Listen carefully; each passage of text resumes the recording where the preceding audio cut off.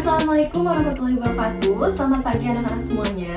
Alhamdulillah akhirnya kita bisa berkumpul kembali di mata pelajaran praktikum akuntansi keuangan perusahaan jasa, dagang dan manufaktur yang biasa kita laksanakan di hari Selasa pagi ini. Nah, sebelum kita mulai pembelajarannya, boleh untuk kita semua untuk berdoa dulu ya. Berdoa dimulai. Baik, berdoa dicukupkan. Nah, kepada para siswa, sebelum kita memulai pelajaran juga, boleh untuk diisi dulu link presensi yang sudah Ibu bagikan di WhatsApp group. Nah, link presensinya pasti sudah terisi ya, para siswa semuanya. Dan gimana nih? Masih pagi tentunya masih semangat kan ya, anak-anak semuanya? Tentunya pasti semangat karena pembelajaran Ibu ini pasti dilakukan di hari Selasa pagi. Tentunya otak kita tuh masih bisa menerima dengan baik, masih fresh lah istilahnya ya. Jadi belum terdistract apapun, belum ngantuk-ngantuk, apalagi nanti kalau siang ngantuknya. Jadi Ibu harap para siswa semuanya bisa mempersiapkan diri untuk menerap pembelajaran materi baru yang akan Ibu berikan hari ini. Nah, sebelum Ibu menjelaskan mengenai materi baru pada hari ini, sebelumnya Ibu akan mereview ulang bagaimana materi yang di minggu-minggu sebelumnya. Dan itu juga bersangkut paut ya dengan materi yang akan Ibu jelaskan pada hari ini. Tentunya materi sebelumnya ini kita membahas yang pertama ini jurnal, tentang jurnal. Ini kan tentang perusahaan jasa ya teman-teman. Jadi kita sudah belajar tentang penjurnalan. Kita juga sudah belajar mengenai posting ke buku besar. Nah, mungkin teman-teman bisa untuk di kolom deskripsi maupun di chat WhatsApp group, menurut teman-teman, menurut para siswa nih, apa itu yang kalian tangkap dari penjurnalan dan yang kalian tangkap dari buku besar itu sendiri, seperti itu. Tentunya penjurnalan ini adalah hasil dari transaksi-transaksi yang sudah terjadi di perusahaan tersebut yang nantinya kita jurnal untuk mencocokkan ke akun-akun yang bersangkutan seperti itu. Lalu untuk mempermudah kita membuat laporan keuangan, tentunya kita juga akan membuat buku besar. Nah, diposting dari jurnal ke buku besar itu untuk mempermudah kita mengelompokkan setiap akunnya seperti itu. Dan nanti itu akan dibuat neraca saldo. Setelah buku besar terbuat, kita buat neraca saldo, dimana itu hasil akhir dari tiap akun di buku besar tersebut, seperti itu. Nah, sekarang kita akan mempelajari materi kelanjutannya, yaitu worksheet atau neraca lajur. Sebelumnya dari materi ini Ibu sangat mengharapkan kalian dapat bisa menjelaskan mengenai apa itu worksheet, apa itu neraca lajur, dan para siswa pun bisa menyusun neraca lajurnya dengan baik. Nah, sebelum Ibu menjelaskan mengenai materi worksheet ini, buat teman-teman, buat para siswa semuanya, apa yang ada di pikiran kalian mengenai worksheet? Apa itu neraca lajur? Boleh untuk searching di Google. Kalau misalnya udah mentok nih gak bisa, masih belum ada clue-nya, boleh juga untuk dikemukakan pendapatnya, boleh untuk di chat di WhatsApp group maupun di link di deskripsi di bawah ini. Nah, ada yang jawab nih, neraca lajur itu akan mempermudah kita untuk membuat laporan keuangan. Betul. Nah, untuk lebih lengkapnya akan Ibu jelaskan sekarang mengenai worksheet atau neraca lajur pada perusahaan jasa. Nah, pembahasan kita pada hari ini mengenai definisi neraca lajur, tujuan pembuatan neraca lajur, bentuk neraca lajur, dan juga prosedur menyusun neraca lajur.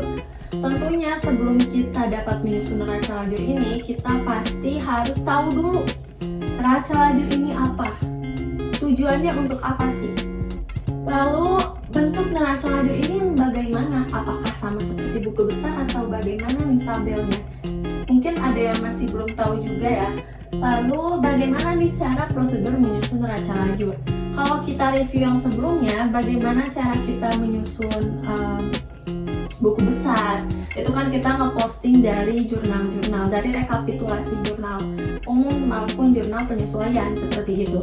Nah, ini bagaimana nih mengenai worksheet ini? Untuk definisi neraca lajur, yaitu suatu kertas berkolom-kolom atau berlajur-lajur yang dirancang untuk menghimpun semua data saat perusahaan akan menyusun laporan-laporan keuangan dengan cara sistematis. Jadi, untuk menyusun laporan keuangan secara sistematis ini diperlukan neraca lajur agar dapat menghimpun semua data yang ada, seperti dari neraca saldo, dari neraca saldo penyesuaian yang nantinya akan kita bentuk nih dari neraca saldo ini, dan nanti penyesuaiannya jadinya berapa, dan untuk menyusun hal yang lainnya. Nah, sudah paham ya apa itu neraca lajur? Selanjutnya ada tujuan pembuatan neraca lajur. Tujuan pembuatan neraca lajur ini yaitu memudahkan penyusunan laporan keuangan. Betul, tadi ada yang menjawab akan mempermudah kita nih untuk menyusun laporan keuangan. Betul, ada di tujuan pembuatan neraca lajur. Lalu yang kedua, menggolongkan dan meringkas informasi dari neraca saldo dan data penyesuaian sehingga merupakan persiapan sebelum disusun laporan keuangan formal. Jadi, yang tujuan kedua ini tuh dapat menggolongkan, meringkas informasi yang kita dapat dan dihimpun di satu tabel seperti itu. Lalu tujuan yang ketiga, mempermudah menemukan kesalahan dalam jurnal penyesuaian. Karena setiap yang kita buat itu harus balance, dan kita perlu tahu nih di worksheet ini apakah jurnalnya ini sudah balance maupun neraca saldonya, penyesuaiannya maupun nanti laba rugi atau neracanya apakah semuanya sudah balance, dan ketahuan nih nanti apa yang nggak balance. Kalau misalnya tidak, ketahuan nih apa yang tidak balance-nya. Nanti bisa kita cek ulang di penyesuaiannya, oke, apakah kita salah menghitungnya atau bagaimana. Nah, selanjutnya ada bentuk neraca lajur. Di sini bentuk neraca lajurnya ada beberapa kolom, tentunya cukup panjang ya, tidak seperti buku besar maupun kolom-kolom di jurnal umum seperti itu. Nah, bentuk neraca lajur ini pasti harus ada nama perusahaan. Jangan lupa untuk diisi karena biasanya para siswa tuh saking fokusnya nih ke tabel yang ada, jadi lupa untuk mengisi nama perusahaannya. Nah, jangan lupa diisi. Lalu yang di bawah ini keterangan bahwa ini tuh neraca lajur, dan yang terakhir ini for the period ended 31 Desember. Maksudnya ini tuh untuk periode tahun berapa, akhir tahun berapa, seperti itu. Nah, ini untuk tabel-tabelnya ada beberapa kolom. Yang pertama ini ada nomor akun, nama akun. Nah, untuk nomor akun dan nama akun ini, teman-teman dari neraca saldo awal bisa pindahkan saja nomor akun dan nama akunnya ke neraca lajur ini terlebih dahulu. Lalu, teman-teman bisa isi neraca saldo yang sudah teman-teman buat di buku besar itu. Setelah buku besar kan kita pasti membuat neraca saldo. Nah, teman-teman tinggal posting neraca saldo tersebut, tinggal masukkan, tinggal copy ke neraca saldo di neraca lajur ini. Selanjutnya ini ada kolom penyesuaian. Kolom penyesuaian ini diisi dengan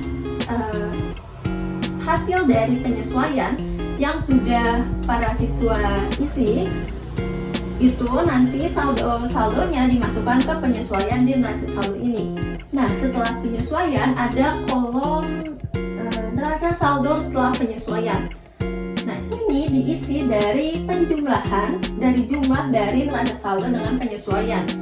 Misalnya untuk bagian kas di neraca saldo ini ada di debit. Nah, misalnya di penyesuaian ini adanya penyesuaian, ada terisi kas itu di kredit. Misalnya nih, neraca saldo di debitnya 100.000, lalu disesuaikan di kredit ini saldo kas itu 500.000.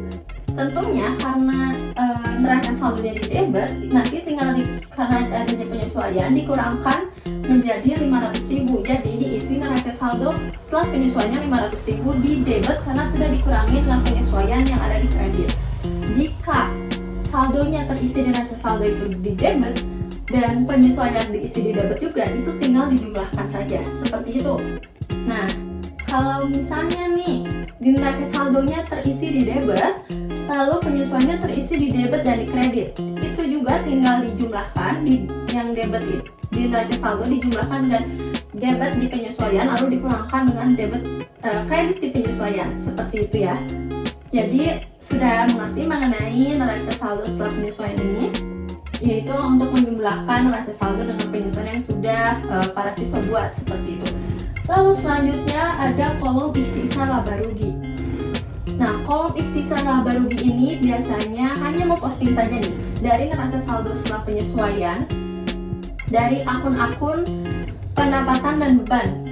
Biasanya kalau di neraca saldo kalau di nama akun, nomor akun itu yang nomor akunnya 4 ke bawah, seperti akun pendapatan, akun dan akun beban, kayak gitu. Nah, itu masuk ke ikhtisar laba rugi, tinggal dimasukkan saja seperti itu. Nah, untuk yang kolom neraca, karena kolom neraca, jadi biasanya kalau misalnya di nomor akun tuh kita masukin nomor akun yang depannya 1, 2, 3 atau bisa disebut harta utang modal. Yang nomor akunnya biasanya 1, 2, 3 itu masuk ke kolom neraca. Jadi kalau untuk dimasukkan ke kolom ikhtisar laba rugi itu yang bagian pendapatan dan beban biasanya nomor akunnya dari 4 ke bawah. Kalau di neraca itu akun harta utang dan modal yang biasanya nomor akun ini nomor 1, 2, 3, seperti itu yang mudahnya. Nah, ini ada contoh soalnya nih. Buat di sini tertera sudah ada neraca saldonya. Sudah ada neraca saldo hasil dari buku besar. Lalu di sebelahnya ini ada jurnal penyesuaiannya. Nah, ini karena sudah Ibu jelaskan tadi, untuk neraca saldonya tinggal dipindahkan saja ke neraca lajurnya juga dengan penyesuaiannya. Nah, seperti dilihat dari jawaban soal ini, jangan lupa untuk mengisi nama perusahaannya, lalu periode berakhirnya ini kapan untuk neraca lajur ini, lalu tinggal diisi saja nih penyesuaiannya berapa dari yang contoh soal tadi, lalu tinggal dihitung neraca saldo setelah penyesuaiannya dari neraca saldo dan penyesuaian yang sudah para siswa isi. Lalu nanti Mas tinggal posting saja ikhtisar laba ruginya, akun-akun pendapatan dan bebannya, lalu di neracanya saldo-saldo harta utang modalnya tinggal dipindahkan saja. Lalu untuk hasil akhirnya ini akan menentukan nih berapa laba, apakah sudah balance atau tidak, dan berapa laba yang didapatkan oleh perusahaan tersebut, seperti itu. Dan nanti akan mempermudah kita dalam menyusun laporan laba rugi karena sudah tertera ya di ikhtisar laba rugi. Nah, kita tinggal ambil tuh dari ikhtisar laba ruginya. Terus ada laporan perubahan modal, laporan neraca. Nah, kita tinggal ambil saja yang ada di situnya, seperti itu ya para siswa semuanya. Oke, buat para siswa tentunya sudah paham ya mengenai neraca lajur ini. Jika para siswa masih ada yang ingin ditanyakan, bisa untuk chat Ibu di WhatsApp group, nanti akan Ibu respon ya pertanyaan-pertanyaannya.